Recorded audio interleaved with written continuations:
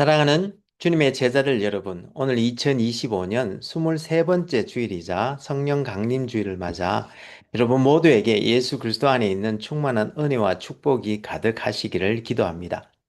여기 아이오와는 이제 6월 둘째 주로 접어들면서 때때로 낮에는 초여름의 늘 열기가 기승을 부리는 가운데 우리는 오늘도 이렇게 주님의 은혜로 예배에 임하고 있습니다. 여러분들이 계시는 위스콘신과 일리노이와 미시건과 뉴욕과 또 한국과 세계 도처에서 이 예배에 함께 하시는 분들이 계시는 곳은 어떤지 모르겠습니다만 모쪼록 하나님의 은혜 안에서 모두 건강하고 행복하시기를 기도합니다. 그럼 오늘 2025년 23번째 주일날 아침에 하나님의 영광의 예배에 초대받고 함께 하신 여러분 모두를 환영하며 전능하신 하나님 우리 아버지, 우리의 구주가 되시는 예수님, 또 우리의 성화주가 되시는 성령님을 예배하는 자리로 함께 나갔으면 좋겠습니다. 그들이 다 성령의 충만함을 받고 성령이 말하게 하심을 따라 다른 언어들로 말하기를 시작하니라. 여호와 하나님께서 예수 그리스도를 통하여 성령 안에서 그의 공의와 사랑으로 온 하늘과 땅을 영원히 통치하시는도다.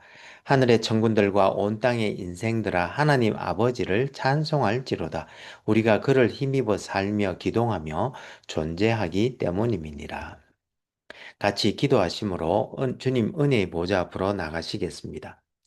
거룩하신 하나님 아버지, 오늘 2025년 23번째 주일날 아침 오순절 성령 강림 주일날에 예수 그리스도를 통하여 약속하신 성령을 보내 만물을 새롭게 하시니 감사와 찬송을 올려드립니다. 하나님 아버지, 지금 우리가 성령과 진리로 예배드릴 때에 여기 함께한 모든 주님의 백성들에게 지금 이 시간 영광으로 임하여 주옵시되 아버지의 크신 사랑 안에서 우리 주 예수 그리스도의 은혜와 성령님의 교통교제케 하심이 우리들 모두에게 충만케 하여 주옵시고 저희들이 올려드리는 감사와 찬송과 영광을 하나님 아버지 홀로 받아 주옵소서. 영광의 주님, 우리 주님 예수님 이름으로 기도합니다. 아멘. 오늘 하나님께서는 사도행전 2장 말씀을 통해서 우리들에게 말씀하시는데요. 제가 오늘 본문 말씀을 읽어 드릴 때 하나님께서 여러분들의 마음에 친히 말씀해 주실 줄 믿으며 먼저 오늘의 본문을 읽기 전에 오늘 본문의 컨텍스트를 잠시 살펴보았으면 좋겠습니다. 우리는 지난 2주 동안 믿음을 통해 얻는 칭의와 성화에 대해서 살펴보았는데요. 이번 주에는 특별히 오순절 성령 강림주의를 맞아서 우리에게 복음을 전가할 능력을 주시는 성령님에 대해서 같이 한번 알아볼 수 있으면 좋겠습니다. 그럼 오늘 본문이 긴 관계로 사도행전 2장 1절에서 7절, 11절에서 16절, 21절에서 24절, 그리고 32절과 33절 말씀만 함께 읽어보도록 하겠습니다. 이것은 하나님의 말씀입니다.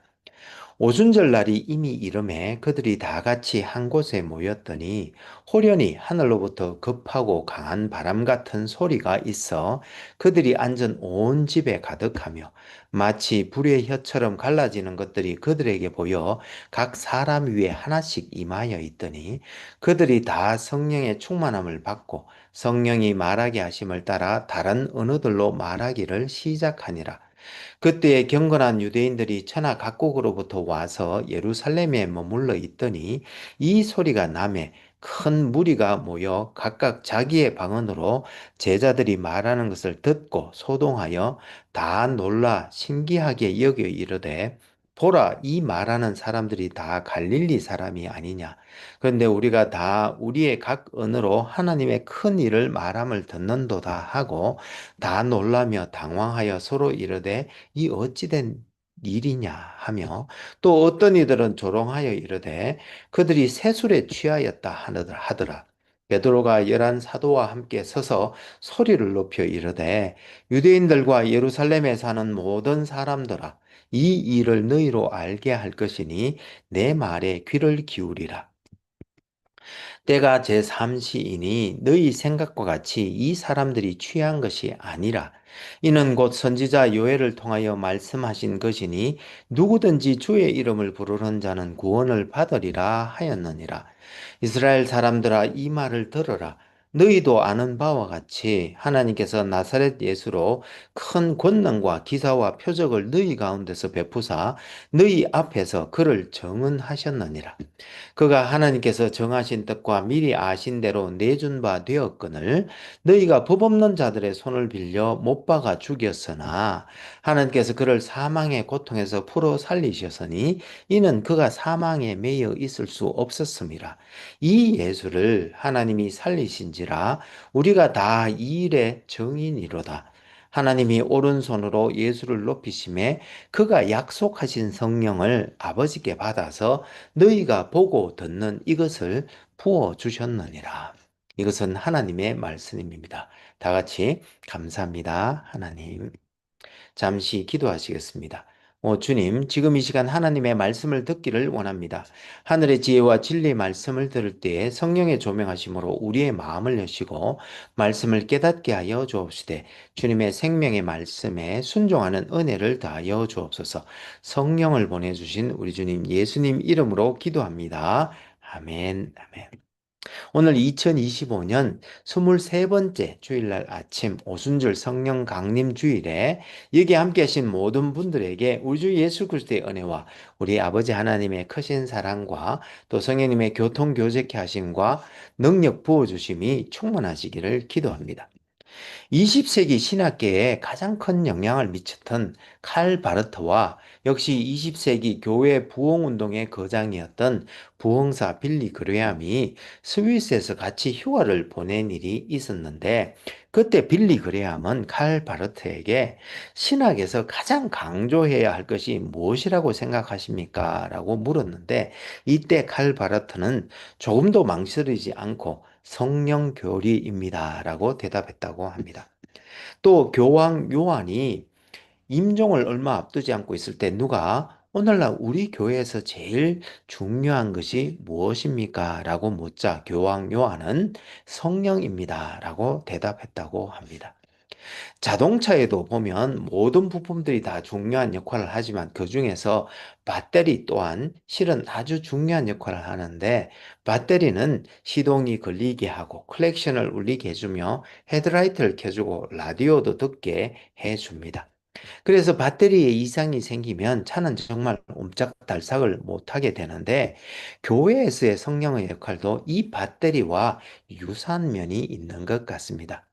성령은 영적 예배를 드릴 수 있게 해주고 선교를 할 수 있는 능력을 주며 또한 성도들 사이에 영적 교제가 있게 해주고 또 우리의 발걸음을 인도하기도 하는데요. 이와 같이 성령은 교회가 움직이고 또한 성장하게 할 뿐만 아니라 실은 성령은 교회를 탄생시켰습니다.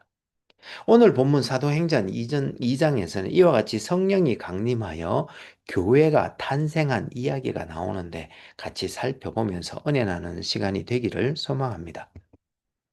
오늘 본문인 사도행전 2장의 내용을 요약해보면 먼저 누가는 오늘의 사건이 예수님께서 부활하신 후에 40일 동안 제자들과 함께 하시며 하나님 나라의 일에 대해서 말씀해 주신 후 감람산에서 이제 성찬하시면서 예루살렘을 떠나지 말고 아버지께서 약속해 주신 성령을 기다리라고 하셨는데 이에 사도들과 신자들 120명이 한 다락방에 올라가 함께 마음을 같이하여 오로지 기도하던 중에 그로부터 10일이 지난 오순절 날에 호련히 하늘로부터 급하고 강한 바람 같은 소리가 있어 그들이 앉은 온 집에 가득하며 마치 불의 혀처럼 갈라지는 것들이 그들에게 보여 각 사람 위에 하나씩 임하여 있더니 그들이 다 성령의 충만함을 받고 성령이 말하게 하심을 따라 다른 언어들로 말하기 시작하였는데 마침 그때 오순절 날을 맞아 여러 나라로부터 들로부터 예루살렘에 와 있던 사람들이 각각 자기 나라의 말로 제자들이 하나님 나라의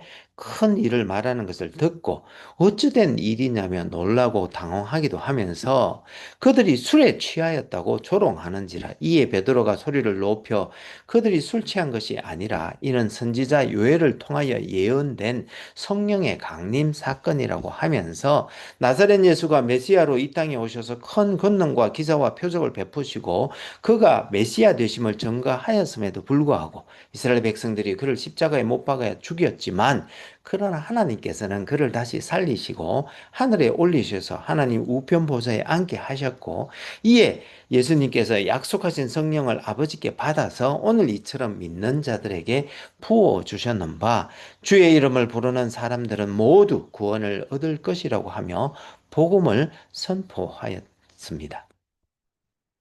오늘 본문 내용 중에 몇 가지에 대해서 좀 더 상세히 살펴보기를 원하는데요. 먼저 성령 강림이 일어난 이 오순절은 실은 구약에서 유월절로부터 50일째 되는 날인데요. 이 오순이라는 말은 50번째를 뜻합니다. 그리고 이 오순절을 출애굽기에서는 칠칠절 또는 맥추절, 그리고 민수기에서는 첫 열매를 드리는 날이라고도 부르는데, 이러한 이날에는 유대인들이 예루살렘으로 올라가 밀 수확을 감사하였습니다. 그러다가 서기 70년 성전이 파괴된 이후에는 하나님께서 모세를 통해 그들에게 율법을 주신 것을 기념하는 날로 지켰는데, 이 날에는 토라, 즉 율법은 하나님의 신성한 계시로 이 계시를 통하여 하나님의 은혜로운 구원의 행위에 근거하여 하나님의 본성과 뜻을 계시하여 주시고, 또한 그 결과 하나님과 그의 백성 사이에 언약이 맺어졌음을 기념하였던 것입니다. 그런데 기독교에서는 이 오순절 날에 성령을 부어 주셨기에 주님의 새 언약에 기초한 새로운 구속과 구원의 행위, 즉 성령의 중생과 내주하심을 계시하신 사건으로 이 새 언약에 근거한 새롭게 갱신된 하나님의 새 백성, 즉 교회를 일으키신 날로 기념하여 지키고 있는 것입니다. 그리고 이렇게 오순절 제자들에게 성령이 임하신 사건은 예수님께서 세례 받으실 때 성령이 임하신 사건과 맥을 같이하여 이해할 수 있을 뿐만 아니라 구약 시대의 율법을 통한 계시와의 연속성 측면에서는 신약 시대에 보내주신 성령의 인도하심을 받아 율법을 지킬 수 있도록 하신 사건으로 이해할 수 있는 반면, 또한 율법을 통해서 구원을 받을 수 없고 이제 성령을 통한 중생과 믿음, 그리고 그 믿음을 통해 그리스도의 공로를 입음으로 구원을 얻을 수 있다는 측면에서 대조를 이루는 사건으로 볼 수 있겠습니다. 그런 면에서 이 오순절 성령 강림 사건은 구속사의 새 시대를 연 사건으로 볼 수 있는데, 이를 이해하기 위해서는 창세기 6장으로 먼저 돌아가야 합니다. 즉 창세기 6장에 보면 하나님께서 창조하신 인간이 하나님께서 금하신 선악과를 따먹고 에덴 동산에서 쫓겨난 후에 세상은 죄악으로 가득 차게 되었고, 그들이 마음으로 생각하는 모든 계획이 항상 악하게 되었기에, 이에 하나님께서는 홍수를 통해 노아와 그의 가족을 제외한 모든 인간과 가축과 기는 것과 공중의 새까지 모두 지면에서 서려버리셨는데, 이때 또한 여호와 하나님의 영이 사람들로부터 떠나셨습니다. 그리고 그 후 하나님께서는 일반 은총을 더하시고 옛 모세를 통해 율법을 주셔서 애굽의 종살이 해서 구속받은 이스라엘 백성들이 이제 하나님 앞에서 율법대로 거룩하게 살아갈 것을 말씀해 주셨지만, 그러나 이스라엘 백성들은 율법대로 살아갈 수 없었고, 이에 하나님께서는 예레미야 31장과 에스겔서 36장에서 이제 새 언약, 즉 그리스도를 통한 죄 용서와 함께 그들의 영과 마음을 새롭게 해 주실 뿐만 아니라 또한 하나님의 영을 그들 속에 두심으로 이제 하나님의 백성들이 하나님의 뜻대로 살아가도록 해 주실 것이라고 약속하셨는데, 이 하나님의 약속이 오순절 성령 강림 사건으로 성취되어 이제 성령님께서 믿는 자의 마음에 내주하시는 새 시대가 도래한 것이었습니다. 이와 같은 성령 강림과 구원 사역은 실은 모두 삼위 하나님의 사역인데요. 성부 하나님의 계획과 주권, 그리고 성자 하나님이신 예수님의 고난과 십자가에서의 대속 사역, 그리고 성령 하나님의 은사와 구속 사역으로 말미암는데, 오늘 오순절 날에 강림하신 성령님께서는 이제 믿는 자들의 안에 영원히 내주하시면서 한편으로는 그들을 성화시켜 가시고, 또 다른 한편으로는 예수님의 제자들에게 은사와 능력을 부어주셔서 제자들로 하여금 복음 전거의 사명을 감당하도록 하시는 것입니다.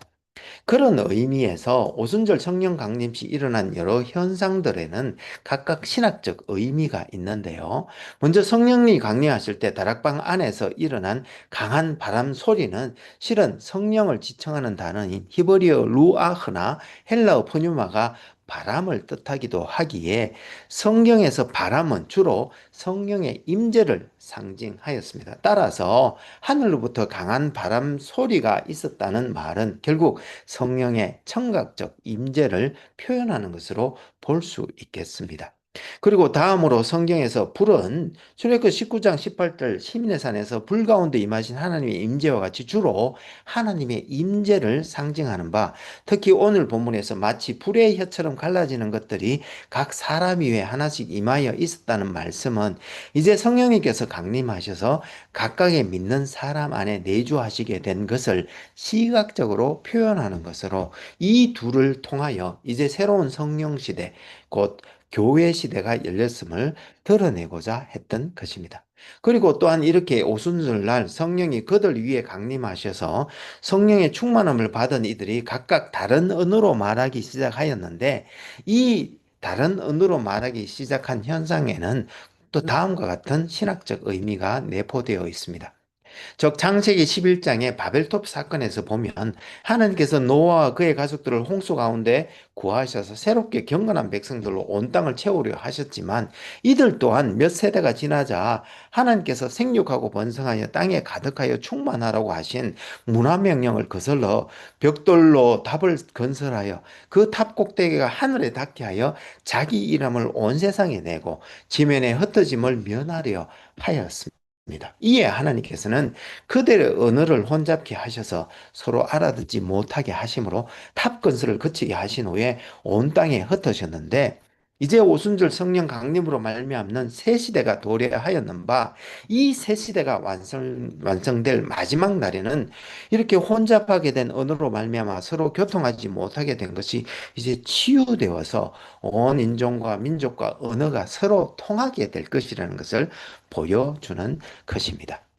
그런데 여기서 이날 다락방에 있던 120명이 성령으로 충만함을 받았다고 말하고 있는데, 사도행전에 나오는 성령의 충만한 임재는 실은 두 가지 다른 헬라어를 사용하고 있습니다.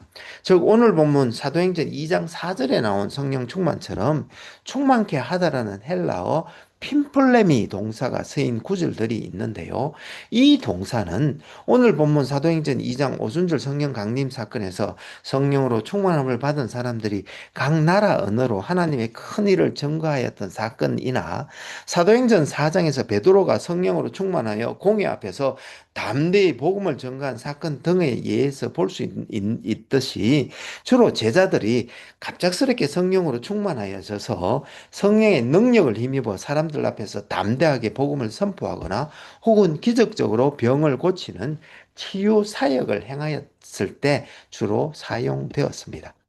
반면에 사도행전 6장에 보면 성령과 지혜가 충만한 사람 스데반이라고 표현한 구절이나 11장 24절 바나바는 착한 사람이요 성령과 믿음이 충만한 사람이라는 구절에 쓰인 충만한이라는 뜻의 헬라어 형용사는 플레레스는 동사 플레레오에서 왔는데, 이 충만하게 하다라는 동사 플레레오는 점진적으로 충만하게 되다 혹은 하다라는 뜻으로 주로 성화 과정에서 성령으로 말미암아 지혜나 믿음 등이 점점 자라나는 것을 표현할 때 서였습니다.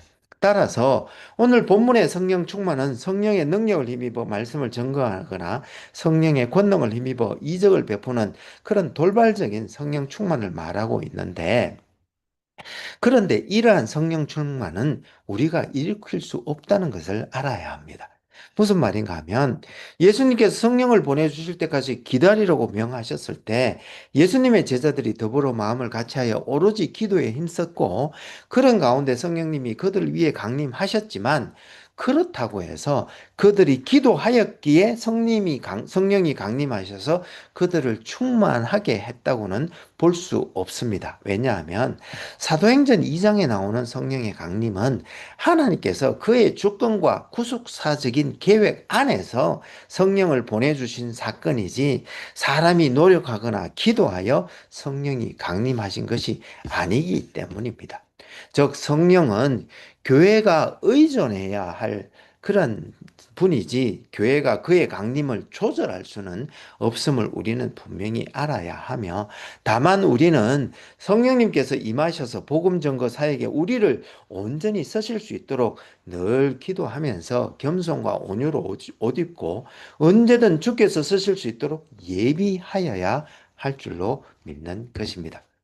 그리고 여기서 성령 충만을 받은 제자들이 각 나라 언어로 말한 사건에 대해서도 우리가 한 가지 분명히 짚고 넘어가야 할 점이 있습니다. 무슨 말인가 하면 4절을 보면 그들이 다 성령의 충만함을 받고 성령이 말하게 하심을 따라 각각 다른 언어로 말하기 시작하였다고 기록하고 있다는 점입니다. 즉 여기서 우리는 귀신이 쉬우는 것과 성령 충만의 차이를 극명히 알 수 있는데요.